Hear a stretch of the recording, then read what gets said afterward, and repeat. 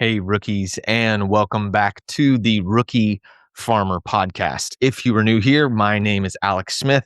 I will be your host, and I am also the grower here at Crop Culture Farm in New Bern, Georgia. Forgive me for a bit of a somber attitude on this one. The reality of it is just finished up an interview that was really sobering and brought a lot of context to something that caused a lot of pain and suffering for people in Western North Carolina. So at the time that this episode is dropping, it is the anniversary of Hurricane Helene coming through and ripping its way up the Florida Panhandle into Georgia, not too far from us, and then into Western North Carolina, parts of Tennessee and Kentucky. And I felt like that this was an opportunity to sort of shed some light on what really happened on the ground for the farmers and the people of Western North Carolina, as well as talk about what are sort of the recovery efforts, how are things going a year later, because the reality of it is it's not being talked about. There's no news articles, there's no broadcasts being done discussing how things are on the ground a year later. And so I wanted to highlight and showcase a couple of people who were there, they're on the ground, they're doing the work, making sure that all of the people of Western North Carolina, but specifically the farmers, are being helped and being allowed to pick themselves up and move forward after this absolute disaster. So in this one, we sit down with Roland McReynolds of the Carolina Farm Stewardship Association, as well as Stephen Beltram. He is a local farmer there just outside of Asheville, ground zero for when Helene came and wreaked all of that havoc. And this is going to be a pretty sobering episode. Like I said, we get into the details of what exactly happened there in Western North Carolina and what have been sort of some of the ongoing challenges, what have been the glimmers of hope that they've seen in spite of the disaster, and what are some of the things that are going on now and how that we can advocate and help those that are still affected. And the reality of it is it's not just the hurricane. They've had one of the worst growing seasons they've had in decades, and ongoing budget cuts and funding cuts because of the government has made this a real big challenging situation. We get to that and so much more in this episode. So please sit down and listen to my episode with Roland and Stephen as we talk about the 1-year anniversary of Hurricane Helene. All right, gentlemen, thank you so much for sitting down and talking with me. For those of you guys listening, we've got Roland and Stephen. Stephen's a farmer in Western North Carolina, and Roland is the executive director with CFSA. And before we really jump into what we're going to talk about, guys, can you give us just a brief little introduction to who you guys are and what you do? Stephen, you can go ahead. Sure. My name is Stephen Beltram. I am one of the owners of TendWell Farm. We grow, 250 acres of organic vegetables in the mountains of Western North Carolina. I started in agriculture in 2008, just selling some extra stuff from my sort of kitchen garden at some local tailgate markets and stuff like that. And over the years have expanded the operation. And at this point, it's all wholesale.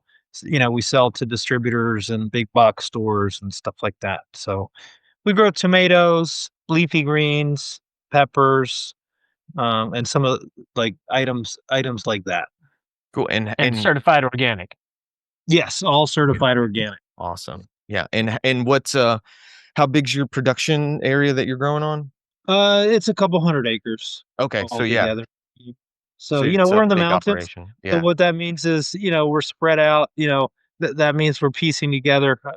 I don't know what the number is, but dozens of small fields scattered about in sort of the bellies of the mountains. We're farming in what we call bottomlands around here. So river frontage or creek frontage, alluvial soils. And that's what we do. And about how many folks do you have working kind of on your team, in your field crews? How many folks you got? Yeah, we'll have at the peak of our season, we'll have about 60 seasonal employees, like when we're full production, picking tomatoes and leafy greens and everything like that all at the same time. Gotcha. So, yeah, it's a far cry from just me and my 3/4 of an acre market farm that I've got going on. Yeah, well, that's how I started. So yeah, that's awesome. And I know that process well. Yeah, I enjoyed it. Yeah, for sure. Now, Roland, tell us a little bit about you and CFSA. Sure. Yeah, I'm Roland McReynolds. I'm executive director with the Carolina Farm Stewardship Association, and or CFSA. And CFSA was founded in 1979 by a group of small-scale farmers looking to create alternatives to the industrial kind of food system. They wanted to be feeding their neighbors. They wanted to be growing organically, and there wasn't any like resource structure or system to help them do that, to help them learn how to farm organically and raise crops and still combat the weeds and the pests and find markets. So they decided to join together so they could help one another, right? It was literally a kind of a mutual self-help impetus that helped the organization get going. And so, we sit here 46 years later, and, we help people in the Carolinas grow and eat local organic food. We do that by advocating, educating, and building systems to support thriving regional food systems that are centered on local food and organic agriculture. And so we've got 3,000 members across North and South Carolina, and we have a staff of over 20 folks. And the things that we do are helping farmers access markets, helping farmers figure out how, providing free consulting to our members on organic farming practices, growing in high tunnels, food safety, good agricultural practices certification, that sort of thing, helping people identify markets in addition to direct markets, helping people get into sort of the relief food insecurity programs. So I know you spoke with Georgia Wholesome Wave not too long ago, so farmers that are selling into programs like that as well are an important part of the membership of the organization. And so, yeah, that's what CFSA tries to do to help farmers get ahead and help them be successful. 50% of our farmer members are, selling less than $50,000 in crop sales a year. And, 45% of our members are selling between, 50 and 250,000. So all, by global standards, we're talking about small farms. Yeah. And I know, like here in Georgia, we have Georgia Organics. Right. Kentucky's got Organic Association Kentucky. Is CFSA sort of like the organic advocate organization for the Carolinas? Absolutely. CFSA is a sister organization to Georgia Organics and Oak and Virginia Association of Biological Farming and, the Northeast Organic Farming Association state chapters. So yeah, there's definitely a network of organizations like ours across the country that serve this same role of trying to help farmers be successful in preserving our natural resources. Yeah. And guys, the main reason we were talking about this just briefly offline, kind of the main whole reason for this interview is as we've kind of come into September and, you're kind of taking stock of, where were we this time last year, so on and so forth, thinking back to, when Hurricane Helene came through and just how much stress and anxiety it was inducing in me. We had just built a new high tunnel. And it's just not really knowing if it was going to be able to weather the storm. I'm looking at the radar, and we're sort of like right in the path of all of that. And then it just sort of hit me as I was thinking. It's like that I haven't heard anything. I've heard nothing online. I'm not seeing any sort of news reports or really hearing anybody talk about the fact and realizing we're approaching a year since this catastrophic disaster. Not just in Florida. I mean, you've probably seen it, but the satellite image of sort of the night through kind of the southeastern U.S. and there's just massive scar of just darkness going from the Big Bend of Florida up through Georgia and into North Carolina and Tennessee, and it was just heartbroken to realize that at least on a national international scale, it's radio silence. And, unfortunately, we're in a world where, news cycles shift, news cycles change. There's something going on. Unfortunately, there's so much chaos and tragedy in the world that we're always on to the next thing. And so I wanted to bring you guys on just so, one, we can sort of remember what happened and, but also to help people realize that there's still things that can be done. And we can get into that in a little while. Yeah. But as we're approaching that, and then the day that this comes out will be the day or the day before when I want to say it was September 27th. And so this will be coming out on the 26th. And I just wanted to sort of let this be a marker, a remembrance to like I said, to honor what happened and the people that were lost and the tragedy that happened, but also to remind people that there's still work that needs to be done. There's things that we can do to help.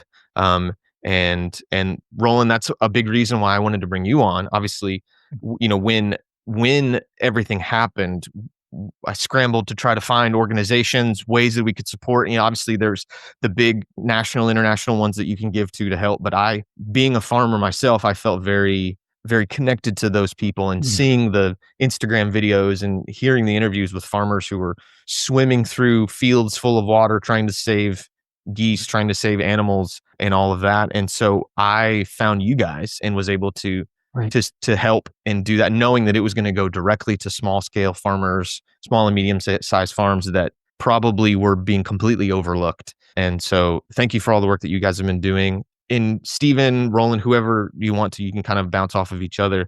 Can you give us just a rough breakdown of the events sort of that transpired from your perspective? Well, Stephen, why don't I just start off real quick and in terms of like maybe bring in terms of what my experience was, and then we can talk about like how your farm like exemplified some of these things, if you like. But I was actually coming back from vacation. I had my wife and I were celebrating our 25th anniversary, so we were sitting in JFK airports, wondering, okay, I wonder if the Raleigh airport's going to get closed. Like, it's the storm is coming, but there's no footage yet. Nobody knows what's going on. Our flight didn't get canceled. We get home, no problem. And it was the next morning when I get a call from one of our staff, Karen McSwain. She's our associate executive director for programs at CFSA. Our staff is, distributed. I live in Pittsburgh, North Carolina, right? Like we're all over the Carolinas, but Karen lives in Black Mountain, and she calls me going, I finally got cell reception and I needed to call somebody. You need to tell the Department of Agriculture. You need to tell people to come here because we are wiped out. The roads are gone. The buildings are gone. The water is gone. So it was not just an agricultural catastrophe happening. It was a total breakdown of all of the infrastructure and systems, period. And that, so we our team gets together and like creates that resource page that you saw and starts trying to collect information from people's social media about, people that need help. Like where are people who need rescuing? Where are farmers in our membership that need rescuing? Or where can you go to drop off supplies to provide support, right? And so it was really hard to get a hold of people because there was no internet. There was no cell service. So like figuring out what help was needed and how to get it to people was like the first challenge that just made it immediately feel different from most of the other disasters that have, affected agriculture in this region over the last 20 years. This one, was more catastrophic when you talk about all of the infrastructure that was cut out from under everything. So, that was the first few days of like CFSA thinking about, how to support and taking action. Stephen was then, like there on the ground and right at the Continental Divide where all the rain is coming down on both sides. I guess, from a high level view, my understanding of what happened is that on the 26th, there was like 10 inches of rain, which was, I don't know if it was exactly an unrelated storm, but it was a separate weather system from the hurricane itself. And then the hurricane came in on that morning and it merged with another low pressure system right on top of the Continental Divide. And so we had like, it was 25 or 30 inches of rain in like a 30-hour period. So that's obviously pretty extreme. My personal story is actually kind of interesting, Roland. I didn't know that you were at JFK. I was in Newark at the time because I was it was a Friday that the storm came in, a Friday morning. I have a small farm in the Dominican Republic as well. So I was actually there working my way home, and I thought to myself, oh, the storm's going to come in Friday morning. I don't land till midnight. It's going to be fine. So that Saturday morning, I redirected to GSP, and I live in town, right in the center of Asheville, and I rented a car at the Greenville Spartanburg Airport and just started driving up the mountain to try to get to my family. And at the time when I started driving, all the roads in and out of Asheville were closed. There was no Yeah. way to get in or out, and there was no communication with anyone in Asheville because there was no cell phones. There was obviously no landlines. There was no electricity. There was no water. But at the time, I was one of the first cars probably to come up Interstate 26 and managed to get into town. And it was uh, something like a zombie apocalypse. People just like wandering around, totally disoriented, confused, and they didn't have any access to information about what had happened. So, I hauled in a bunch of water and stuff. I actually rented a pickup truck, hauled in a bunch of water and stuff like that, and was distributing that So it's to like neighbors. the whole outside world knew what had happened and knew what was going on, but the people actually there on the ground are just completely like, we don't know. It's just all of a sudden everything's just gone. Had no idea. Yeah. And Wow. so, I was able, because I wasn't there, I was able to see what was going on, through media sources and things like that. And I understood how widespread the catastrophe was. Whereas people on the ground had no idea, was it very, very localized or was it very widespread? Well, the reason why it was a lot more widespread than one would expect is because of the way that all the rain landed right on Mhm. top of the Continental Divide and went both directions. Yeah. So, so anyway, I loaded up my family and took them to my sister's house in Atlanta, north of Atlanta, and then I came back. And so when I came back, then I worked my way to getting to the farm, which is about 35 miles away down down the mountain. And the main interstate was closed for several weeks, but there was a back road that I managed to get through. Very windy, very steep road. And I remember when I got there to get on that road, there was roadblocks everywhere. And I spoke with the police and I said, I'm trying to get down to Old Fort. I'm going to go that way. They're like, that road's closed. I said, I think I can get through. And they're like, all right, go ahead, whatever you want to do. But so, all the switchbacks, there was only like one lane left. Mm. And by that time, the neighbors had come out. They had small tractors, whatever, chainsaws, and they had sort of like cleared like the mud and the trees out of the roads to where you could kind of get through. And when I got down to where my farm is, where my packing house is, again, nobody knew what was going on because they hadn't interacted with any outsiders. So they all thought that it was just in their neighborhood that Wow. this had happened. And so it took some time before people sort of started to realize, the extent of the disaster and that how geographically dispersed it was. To the farming perspective, one of the things that we do to try to mitigate risk, because we've been through a lot of floods in the past, like I mentioned, we farm in floodplains and stuff like that. Farming on both sides of the Continental Divide, we think that provides us with a little bit more security, but in this case, it did not. So, all of our fields had been flooded, so we had no crops left, but we had a lot of inventory in our coolers, which of course were not on because there was no electricity. But we couldn't get the produce out Mm.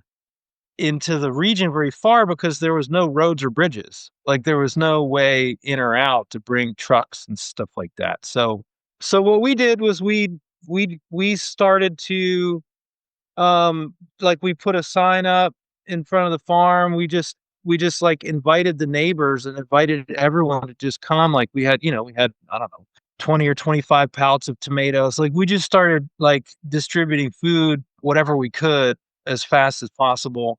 And then it occurred to us that no one's refrigerators were working. So we had like 6,000 pounds of ice. We got with the National Guard, and they were coming in with like these big flap. We were bagging ice, distributing ice. And then another thing we were able to do is we didn't have very good internet access previously. So before the storm, we had actually just like gotten a Starlink just like a few weeks before. So Oh, yeah. I was able to hook it up like a friend of mine had an inverter, so and I had this little solar panel that we used to charge car batteries with. So we were able to get that thing on, and the neighbors were able to come and start to get, you know, um, communication that way.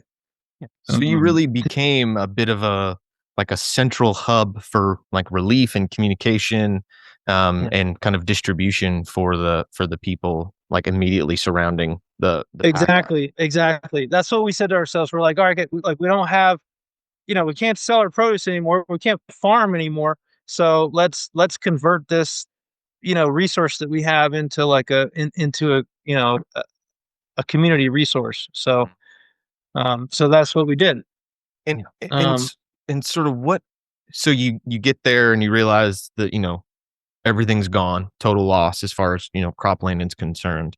And I mean, so like what goes through your mind? Are you thinking like, oh no, it does the real I mean, is it just the reality of like people's homes are gone, people are gone or missing, thinking about the fact that it's like this is going to be, you know multiple months worth of work that's just all been washed, downstream.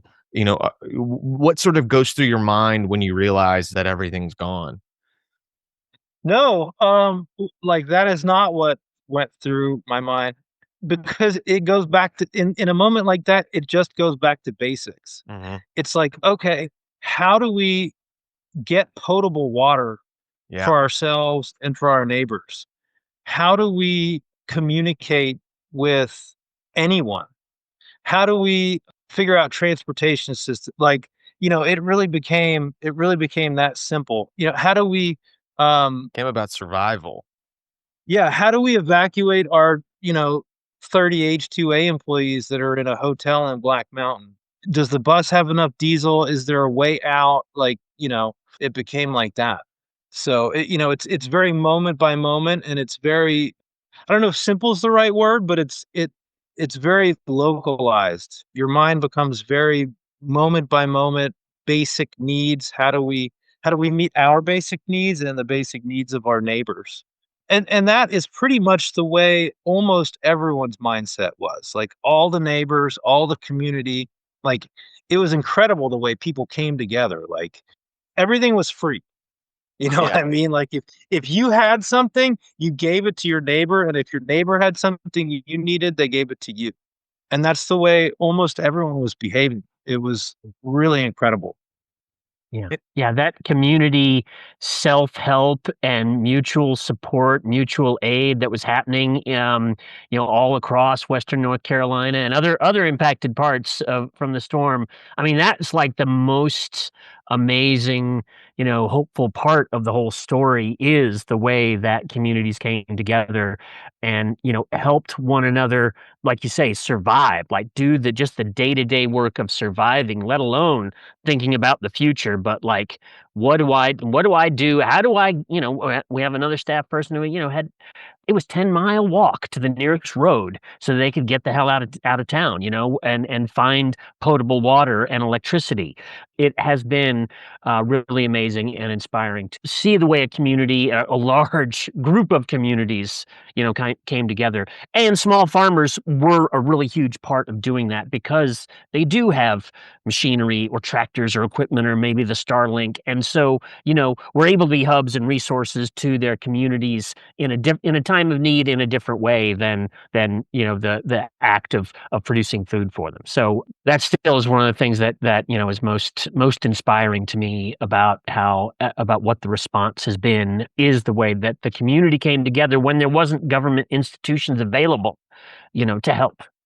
I was gonna describe the bucket brigades that got started in Asheville. So like we had, and my participation in it was like we had a well at the farm, and so I hooked up a generator. I just pulled the breaker out of the breaker panel, and this is probably illegal, but I'm gonna tell Hey you man, anyway. You yeah, know, I shut dire off the straits, main. man. Okay, I shut off the main to not cause any risk, and just wired the generator straight back into the panel to get the well going.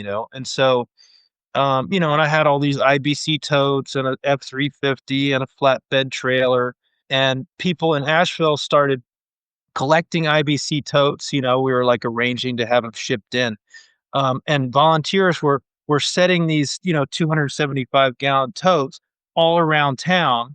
And me and some other people who had access, anyone who had a well, whatever, people who had access to trucks and wells and totes and stuff were filling these tanks up that were spread around town. Why? So that neighbors could fill up 5-gallon buckets and help people, flush their own toilets or help flush other people's toilets. So it became that simple. How do we get toilets flushed when there's no water? Yeah. I've oftentimes said it in jest, but I think this conversation is kind of bringing it to a new place of reality for me. But anytime there's a civil unrest or there's a disaster or whatever, I have a group of friends. I'm the only one in my friend group really who is in ag, other than kind of other farmers that I know. And, the joke is always like, hey, when it hits the fan, just remember I'm the only one that knows how to grow food. And it's kind of always been this sort of ongoing sort of lighthearted thing of like, hey, like come to the farm because this is the one place you want to be. Like we're kind of away from town. We've got food, we've got water, so on and so forth. And we have contingency plans because we need to be able to make sure that, if the water shuts off, how do we irrigate? How do we do this? Blah, blah, blah, blah, blah. But realizing that it's like that is one of the benefits of having so many local farms, which I know Asheville in particular is just dotted with tons of small scale ag, is that you really do create these resource centers, not just for the food, but for all of the things, the tractors, the F-250s, the IBC2s, all those things that kind of come standard with farming are also wonderful tools for doing that. Like I know, and I want to say it was Wild East Farm. I saw on Instagram where they were butchering, their chickens, their pasture raised meat birds that were, obviously intended for sale. And it was like, all right, we just need to move away from business into taking care of our local community. And yeah, I think they had a big, like, come to the farm, we're going to have a big butchering day and we're going to process all of these birds so that we can just send them out so that we can make sure people have food. And realizing that not only just in a time of plenty and when things are good, that we are places of resource and abundance for our community, but also, and probably more importantly, in times of need and disaster, our farms become that can be that hub of survival and resource for the communities around us. Yeah, absolutely. It's about building.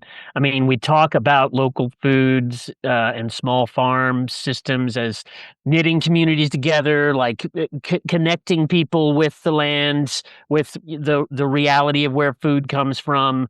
And what you're talking about is like also one of those benefits. I mean, a resilient community needs to have those resources locally, needs to have those farms locally that can fill the breach and provide support when things go really catastrophically bad and there isn't the normal access to everything that we get used to, living in this country, in terms of resources and access and plenty, farms, and it's getting back towards where farms are part of more people's experience, so that they can take advantage of this asset and these resources, is why so many people have been coming back into this movement, right? Over people like yourself, Alec, in terms of starting these operations. Like, it's trying to feed people, it's trying to be a good part of the community,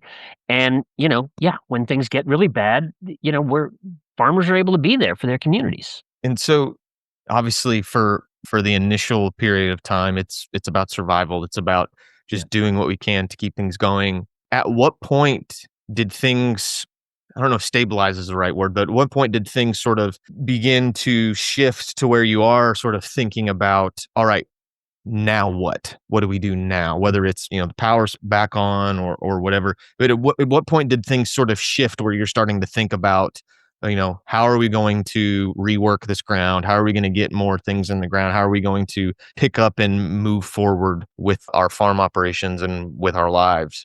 Yeah, I mean, we also started doing some of that stuff pretty much immediately. So while we were retaining some of our employees, bagging ice and things like that, to share with neighbors, we also had some crews that pretty much immediately just started cleaning up debris. So we got after it right away because all the fields had so much primarily woody debris in a down trees and things like that. And that was a process that took all winter. We were able to clean up most of the fields relatively quickly, and still be able to get a cover crop in by like November or something. There was a couple fields that we never got a cover crop in because we were still cleaning up debris until like February and March. But yeah, I mean, for us that was pretty much an immediate process because we had people, and we had equipment, and we wanted them to stay employed and moving in the right direction. So, but I don't know when it started to feel normalized, if that's what you're asking. It just rolled into the next season, and I don't think we ever have really reflected entirely on what that was. Yeah. It was just work. Yeah. It's like, okay, so this is what we're gonna do now, Hmm. you know? Yeah. It shifts from like traditional field work to more like reclamation field work in a Yeah. way. And, yeah. And I think that's another benefit to sort of the lifestyle or the sort of the work focus of a farmer is that maybe it's just me because I'm young and inexperienced, but I feel like you're always in this world, you're sort of always mitigating risk. You're mitigating potential failures, whether it's like, oh, we had poor germination on the winter radishes or whatever. And so it's always like, all right, well, what are we going to do? And it's just this constant thing of like moving forward, do the next thing. We got to get something else in the ground. And so it sounds like it was more of, even though it pivoted and it changed, it was more of that same idea of just keep moving, keep progressing forward, and just sort of like, let's kind of get back to, yeah, like getting the ground prepared. Like you said, getting like, I'm impressed that you were able to get cover crops in the ground that fall. Yeah. Yeah, I mean, farming is a constant string of mini disasters. So, yes, what we don't typically deal with the disaster on that scale. It's not out of our wheelhouse to be like, "Oh, well, that happened unexpectedly," like you're describing. So, what are we gonna do about it? Mhm. That's just the nature of the business. Mm, for sure. For sure. And what Stephen's describing is was definitely common for a lot of our members in terms of just okay, so identifying a next step and just doing that thing and working on it. We as an organization, like initially, were trying to reach out to all of our members in the affected areas and try to check in, like find out how they're doing, find out what's going on. And it was difficult, like I say, to get in touch with people in those. Really, I mean, it was a solid 2 weeks. Very, very hard to get anyone on the phone or have it, or people getting internet access to respond to an email. Just a real challenge. So one of the things that sort of recognizing that it was just hard to get information is you saw that here in the Carolinas, we're blessed with a lot of organizations that work to support local food and organic farming, and those nonprofits, food hub businesses, county extension offices. So you really did. I mean, those groups were, especially those of us that had presences outside the affected areas where we still had internet and telephone service. We all sort of got together and started sort of collectively like identifying, okay, who's the best person to help when someone has this kind of problem, who can help when someone has that kind of problem. And we were able to recruit some farmers to sort of serve as on the ground kind of liaisons, go and visit folks, other fellow farmers in other areas, and try to help them identify, okay, what is the first step you should be taking today? Like, what is do you need to get your soil tested? Like, is that a somebody's oil tank that's now in the middle of your field along with all that debris? How do you start, assessing a plan for restoring fertility when your soil's been washed off or a bunch of sand and debris has been dumped on top of it? There was a lot of collaboration to make resources available and connect farmers with the resources that hopefully can be available in terms of disaster. And there definitely they are federal government programs that are supposed to address weather disasters that impact agriculture. And, certainly initially, state and federal agencies were, saying, okay, well, we'll extend the deadlines for people to apply for these programs, right? But still, like most small scale farmers serving the markets for local and regional foods, I mean, don't tend to be plugged into those existing federal and state relief systems, right? You have to have a farm number. Most cases, you have to be enrolled in some sort of crop insurance program to be able to get some payment for the crops that you lose. And so that really became a major focus of our efforts at CFSA and collectively among these allied and interested organizations is, okay, how do we help farmers get access to these federal programs? How do we help them if they haven't signed up before at the Farm Service Agency? How can we help them do that? How can we help them when the Farm Service Agency office is also closed because it got wiped out in a flood as well? And so that really became the focus of our initial efforts, is seeing what we could do to connect people with those resources. Looking back at this point with mixed success, in that there's one federal program that was passed by Congress back in March or whenever that they haven't even opened applications for yet, right? Wow. Their applications for this supplemental disaster recovery program at the federal level be opened up hopefully in October, more than a year after the disaster is, some pool of money being available. Now, if you're already enrolled in the crop insurance program, you already got a check. You didn't even, FSA was sending people this summer applications that are already filled out. The farmer who's in the system just has to sign it Yeah. and send it back, and they would have gotten some payment by now. But for the folks, like I say, serving local and regional markets, it's not turnkey, and the money has been slow. So, the Appalachian Sustainable Agriculture Project, another, nonprofit serving this sector in Western North Carolina specifically, and, has some really, collected data over time from the people impacting the area. And, farmers on average, I think it was something like $40,000 was the farmers' estimates of their infrastructure and or crop loss damage on average across all the farmers that they talk to. And that's a lot. That's a huge, devastating impact. And unfortunately, the federal fiscal and state fiscal response has not been fast enough to help people respond. So now it's like a whole, we've gone through a whole year and another growing season, and I'd say this sector of farmers tends to be skeptical of federal programs generally, right? Yeah. And And I this know experience has not helped.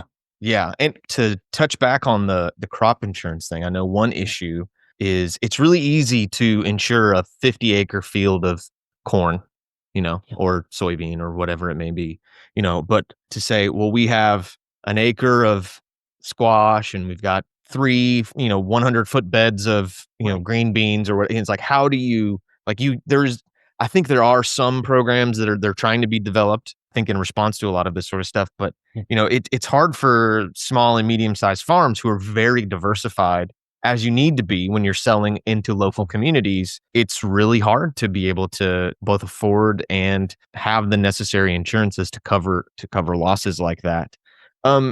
Stephen, you can talk about this on your actual land that you're working, and Roland, you can talk about this on kind of the larger scale. But that's another thing I've thought about is, what has been sort of the environmental impact on the soil? If you have homes and all of I just think about the stuff that's under your sink in most homes, yet alone, the things that homes are made out of, like you said, oil tanks, all of these different things, these contaminants that are just, and probably the further down into the valley that you go, the more it is being collected and is being, infused into that storm surge. Are there like long-term impacts on the soil? Are we dealing with like heavy metal contamination? Is there mitigation processes that need to be going? And if that's the case, like, are you just trying to sort of make lemonade out of lemons and with what you have, or are there necessary steps that are being taken to sort of deal with that? I think that we were very fortunate on our farm in that we didn't have very much lasting damage. There were some areas where the creeks or rivers widened a little bit, and so we lost a little bit of growing opportunity in that way. There were some very small areas where, it kinda got washed out to bedrock. Unfortunately, that's not the case for all farmers. We have some friends who, like, they lost entire fields, Mhm. because it looks like a river bottom now. Wow. Just, like bedrock, stone. So those kinds of situations are real. I'm not aware of anyone struggling with, like, massive contamination problems. Fortunately, I know that that was a concern at one time. I think that the volume of water was such that, if there was some stuff in that water, it Like mostly just washed down. it just kind of washed by your field, as opposed to, like, depositing a bunch of heavy metals. At least that's my I have not heard of that being a major problem, but I've definitely the loss of fields Mhm. is Like a the big problem. I physical mean, soil itself. the physical soil is gone. And we've had conversations about, like, how do we repair those fields? And it's like, we did the math and it's like, okay, you want to get 8 inches of topsoil back on an acre. Like, how many truckloads of, where's that going to come from? So that's going to be an ongoing challenge for many people. And also another ongoing challenge is going to be that because the rivers and streams and creeks are different now, Yeah. it's less predictable where your most flood prone areas are moving forward, because everyone who farms in river bottoms, there's flood risk there. Always has been, always will be. Unfortunately, over the past 10 years, those risks seem to be increasing. Historical data does no longer applies. I mean, we had one field we had to give up at one point. It was a 100-year floodplain. That's a 1% flood risk. I leased it for 7 years. It flooded 6 times. Wow. So now relearn so we learned the landscape, we started to redirect, choose fields that are less flood prone. We may have to relearn some of that information now that the creeks and rivers and streams are different than they were before, because a lot of it changed. A lot of things changed Yeah. on the ground. Yeah. And also, we see stories of farmers with the different problem of it's not the soil got washed away, it's that, 6 inches of sand got deposited on top of the rich organic soil that they've been cultivating. And so, what are you going to do? Like, I mean, scrape all that off, off of 3 acres, it's just not really going to be super feasible. And so people are just kind of having to just, okay, well, I'll just start amending this sand and I'll start planting because I got to plant. I got to have a crop. I got to have things to sell. And so people are just having to make do. But there is like many years of efforts and labors on the part of thousands of farmers and landowners over, a long period of time to build soil fertility and soil health that these folks are back to square one. And I would, yes, as far as heavy metals, I mean, I'm not aware of like systemic Okay. documentation that's been done to Yeah. say, well, yes, this has been a major problem. Certainly, there's going to be, in individual cases, and the soil testing labs have been out there, but we haven't, in terms of folks that we've had to provide, been able to provide technical assistance to in terms of their recovery. We've not run across folks afflicted with heavy metals in the soils, but they may not have been able to harvest a crop that they could have salvaged because the field was inundated, and for food safety reasons, you can't sell that crop. And so, well testing, folks, wells getting inundated, that has had to be, people have had to get treatments for those, so that they can use that well water again. Yeah, but I mean, I know of people who there's fields they still can't access because the culverts that led to it, it's beyond their capacity to repair, and they don't have the equipment to get back there, and so there's fields that are just sitting that aren't being able to be used because of the scale of the infrastructure damage. Wow. And one last question before we kind of jump to today and like what's going on and how it is on the ground now. But have you experienced many farms that basically just had to close up shop They just had to say, we can't afford to recover. Maybe it is a smaller farm. It's like all of our propagation space and high tunnel space is totally gone. Are most people able to sort of pick up the pieces and rebuild, or have there been a significant number of farms that have just had to say, like, we're done? I don't know if anybody's got data on it yet, but yes, there's a significant number of farms that just said, "I'm done." I think, especially people who've been up there farming for a long time, who are already grappling with development pressure, right? Like this was for a lot of folks is the writing on the wall. Mhm. Some developer wants to buy this, so I'm getting out. Well, and like Steven said, it's like if we're in a 100-year floodplain and 6 out of the last 7 years have flooded, the incentive to say, like, why even bother, trying to do this if 6 out of the 7 years that we do it, it floods and we lose everything. And with this whole new rerouting of kind of the watershed and everything like that, like, why take the chance that this could happen again? That and knowing that the resources may or may not come, and all that, like, why even roll the dice to try and make it happen? Yeah, I don't know too many people who've thrown in the towel quite yet, but I do have, and this, I guess this kind of brings us to the contemporary thing. I do have some concern that this may be the last season Mm, for a number of people because for several reasons. One, this has been a terrible growing season in the area. So coming right off of a storm like that, and then the amount of rain, and now it's cold. This has probably been the worst growing season I've seen in my 17 years in this business. It's too hot and it's too cold, and it's just all the time wet. mhm, So, so that's tough. People aren't getting the yields this season that they would normally expect, and I think a lot of people were holding out and scrapping, struggling with vendor payments, trying to renegotiate things with banks, like doing things like that, expecting a pretty big check coming in the mail from the federal government.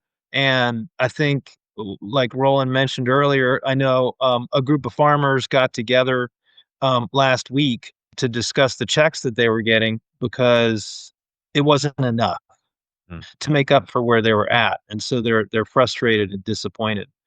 And so yeah, I think a lot of people went back in this season with hopes that there was going to be more relief than they're getting, and whether they can soldier on through another season or not is Right.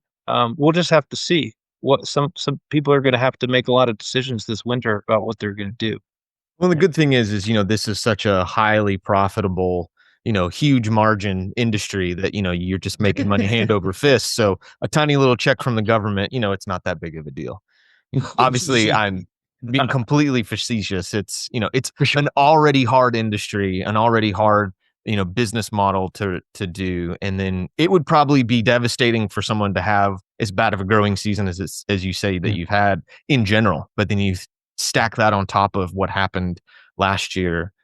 I'm at the time of year where it's been hot and dry and stuff's petering out, and you already feel like you want to quit at the end of every summer. And Mhm. and so I can't even comprehend those sort of challenges. But what are things like Right. on the ground now? Yeah. Is it, obviously you've talked a little bit about it, fields have changed, dealing with the lack of topsoil, or it being under sand and sand. But what are some other contemporary challenges that not just you guys, but just the community kind of Yeah. surrounding these farms are dealing with?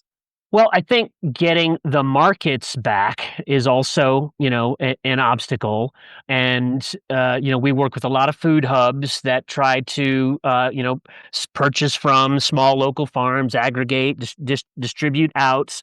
And those businesses were also impacted and they lost infrastructure. So they've had to rebuild. And so that's made it challenging for them to be able to provide markets. And I think we're getting through that. But then, also 'cause some of the major sources of revenue for those kinds of aggregators were federal programs that have been cut by the current administration, right? Hmm. And I mentioned, kind of alluded to it before, like FSA offices being closed because of the hurricane. That was September. Now they're closed because they don't have enough staff, right? I mean, because Yeah. these USDA staff have been slashed. And so all these things are also kind of conspiring in the fiscal environment to make recovery more challenging than it should be, frankly, across the region. All of these disruptions that have come in a lot of federal USDA support programs for local foods and organic are happening everywhere across the country, and they're being compounded in Western North Carolina, where it's coming on top of this disaster. People need to hold our elected officials accountable for the scale of suffering and the minuscule slow response that has happened because of it. Our legislators at the federal level didn't pass relief until March, and then they couldn't. I mean, it's only and same thing at the state level. Eventually some aid specific for farmers was developed, but then it took months to roll those programs out, and then to receive applications, and now they're just getting around to sending out checks. This is the kind of thing that the broader public that cares about local foods and small farms, like saying, man, and so like and this goes for farmers customers, like communicating to farmers customers at direct markets that this system is catastrophically failing us, I think is a real need. There's so many needs going on right now in terms of things that we're having to adjust to in terms of slashing funding for SNAP, which I know that was also something that you talked about with Georgia Wholesome Wave. Like, all these things are kind of crashing down at once, and they're definitely directly impacting local food systems and local people and local farmers. Yeah, and I mean, I feel vindicated a little bit of like, really, like, we need to dredge all this up and talk about this a year later, and can we not just move on? And it's like, realize like, no, like, this is exactly why I wanted to sit down with you, because I knew there would be insight and understanding the much deeper systemic problems that you were dealing with. So if we add it to the shit sandwich, for a lack of a better term, we have natural disaster. We have, one of the worst growing seasons in 17 years. We have cutting of federal funding and, immense pressures and issues for the growing season. It's just, this is a huge ongoing problem that is not being dealt with, and frankly, not being talked about. And so this is exactly why I wanted to have you gentlemen on, so that we can sort of, our small little audience that we have here, hopefully we can get the word out to let people Right. know what are the challenges, and what are the things that still need to be done and can be done to help you guys pick things up and move forward, because this isn't some big tech industry that we're talking about. This isn't this is the most noble and basic need that all humans have, which is eating food. And this was a question that, unfortunately, I don't think we're going to have enough time to really to flesh it out. But what's unique about this situation is, God forbid something catastrophic happens in the Central Valley in California, and that would obviously cause a huge issue with our or our national food system. Yep. But there will still be plenty of people, once they can rebuild, there will still be plenty of people there to receive all of the stuff that whatever they could get out and could get in. But this is such a unique instance where, correct me if I'm wrong, but I would imagine a lot of the food being grown in Western North Carolina and kind of Southern Appalachia is probably hyper local. You're selling to, local food hubs, you're selling to local grocery stores, you're selling at local farmers markets. So not only is it, you have, the actual producers who are being affected, but then you also have Yep. the consumers and the customers that are also dealing with the challenges of a lack of income to be able to buy it. They're having to figure out, how do I rebuild my house that's no longer there? And so this is sort of the double whammy of it. It has affected the producers and the eaters on both sides. It's just because I want to be respectful of your time, Roland, so I don't want to keep you too long. But what are some things now that folks like myself, the people who will hopefully watch and listen to this, what are some ways that we can still help contribute to do what little we can to help everyone who's been affected by all of these challenges? Yeah.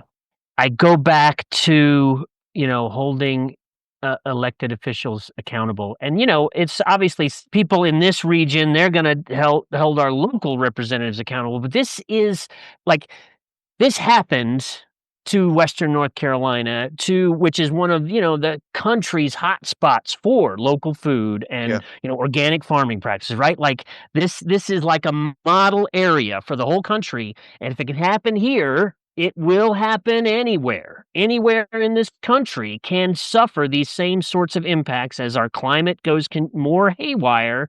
The scale of the damages can be just as massive. Hell, we just had Chantal come through here in central North Carolina. Affected a very small area of central North Carolina, but farmers, homes, and food businesses were all wiped out by this one little disaster, 10 inches of rain in 6 hours. So it's a Western North Carolina issue, Helene is, but the whole thing is something that affects us all. And it will come around. It came to Vermont a couple of years ago, right? Yeah. Like it happens everywhere, and people across the country need to be saying that could happen to us too. We need to be doing something about it, and our governmental systems and functions need to be doing something about it and amplifying the community self-help and mutual aid that happens instead of delays, instead of a lack of accountability in prompt response to the disaster. And is there any sort of practical ways, whether it's giving financially or of time or whatever? What are some practical ways that people can help? I mean, certainly Carolina Farm Stewardship Association and a number of other nonprofits in sustainable agriculture are continuing to provide services and trying to help farmers to recover, access new markets, get back on their feet. And so, yeah, supporting those organizations is very helpful in terms of getting lifelines to people in need. I also think that it is like going to an open house or a town hall with your state or federal legislator when they show up and asking them these questions like, what are you doing to help prevent something like what happened in Helene happening in my community, in our community next year? It's not like there's some big legislative package out there of reforms, right? That's not happening with this current government, but because legislators feel insulated, right? And they need to know, they need to hear directly from people that there will be consequences for them electorally if they don't do things about this. So that's my sort of practical, suggestion is, thinking about how you can interact with and how your customers of your farmer, listeners, customers can get involved and be more vocal to demand that our systems be better adapted to help people recover from things like this. Yeah. Well, Stephen, I don't know that I don't feel like I'm being super practical. It's okay. I mean, if sort of the practical things are, it's more of like, hey, we just need systemic change, then that's what we need. But yeah, Stephen, if there is anything else that you want to add to that, feel free. Yeah, I'd say patronizing local and regional farms is really important, as we sort of all know, but it highlights a disaster like this. We've kind of touched on this, but a disaster like this highlights the importance of decentralization for the purposes of resiliency. I mean, obviously, whatever, we all talk about fresher, blah, blah, blah. Think about the resiliency perspective of it. You mentioned the Central Valley. Like having alternatives to the centralized food system decentralizes the risk as well from climate catastrophe. And so I think that's one of the reasons why the local and regional food movement's important. And so, in addition to talking to your representatives and things like that, going to your local farmers market, joining a CSA, what about talking to your local produce manager or leaning on your local retail chain to buy from local and regional producers, East Coast producers, instead of just focusing on year-round contracts out of, far away places. I think that reduces the risk of a more widespread disaster when we're up against this kind of stuff. Yeah, I mean, self-help is like I was mentioning, kind of the history of CFSA as an organization. It was founded by farmers looking to help one another, mutual aid, and so yeah, amplifying that across all of our communities, all the businesses in our communities, supporting co-ops, right? Whether they're a grocery store or a internet service vendor, right? Like cooperative business, locally supported businesses, so that we have more, so we can accumulate resources within the community that can be used for the benefit of the community. I mean, that's the vision that this movement was incubated in 50 years ago, and it's still just as urgent today as it was back then. Yeah, absolutely. Well, gentlemen, thank you guys so much. This was very eye-opening. I had an idea, like nothing is really surprising, but just to kind of have it all in the full context of what has happened and what is continuing to happen, and realizing how it's a systemic problem on top of a freak event, on top of ongoing challenges of just the nature of what this is. Like I said, it's very eye-opening, and realizing that this is a much bigger problem than just our house got washed away and now we have to rebuild. So thank you guys so much. I hope that we'll be able to make an impact. I hope that this will be shared out and be sent to representatives, be sent to senators, be sent to people who have influence in communities, and just heard by other people, eaters, consumers, producers, who can make an impact, even if it's just on a small scale. Maybe the person be more incentivized to go to their local farmers market as opposed to shopping at the big grocery store. Just real quick, this might be a little bit of promotion, but frankly, I don't care at this point. But because I know it's a big deal and it will help your organization, and it will help be able to give producers around the Southeast the tools and the abilities to be able to become better growers so that we can build more resilient communities. But Roland, can you just briefly kind of tell us a little bit about the big conference that's coming up for you Sure. guys in Columbia? Sure. Carolina Farm Stewardship Association has been hosting our Sustainable Agriculture Conference for many, many years. It's going to be in Columbia, South Carolina, November 14th to 16th this year. And it's one of the big gatherings in the Southeast of sustainable farmers, small scale producers, to come hear from experts, hear from one another, learn from one another. And we're really excited about the event this year. It's the first time we haven't been in South Carolina in many, many years. It is a chance for the community to come together, and just as it was happening this same time last year, and it was I didn't think anybody from Western North Carolina would come. But they came because they got that chance for some community and connection with similarly situated people, and peers. And so yeah, that's what makes the event worthwhile in my mind, is the learning and the community that you get from the experience. So yeah, I appreciate the chance to mention that, Alec, and I really appreciate you bringing a spotlight to the Helene situation and how it's impacted small farms in particular. You're right on point, that it's not getting covered enough, and it's really, really awesome to see you seeking out this information, sharing it out with your listeners. It's very much appreciated by everyone in our community. Yeah, absolutely. And like I said offline, I have family in the area, both my family and my wife's family. Asheville was always our like getaway anniversary trip place. We love that city. We love that area. Yeah. And you're basically just a few hours away. I mean, we're practically neighbors in the grand scheme of things. And so, this hits relatively close to home.